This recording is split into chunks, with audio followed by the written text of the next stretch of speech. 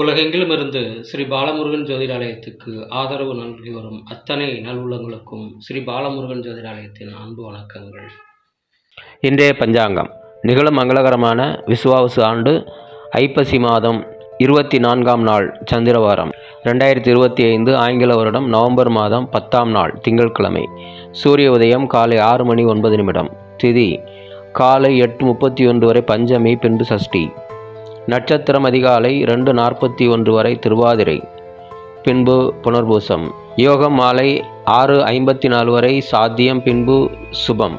கரணம் காலை 8:31 வரை தைத்தூலம், பின்பு இரவு 7:49 வரை கரசை, பின்பு வனிசை. சந்திராசிரம நட்சத்திரங்கள் அனுஷம், கேட்டை.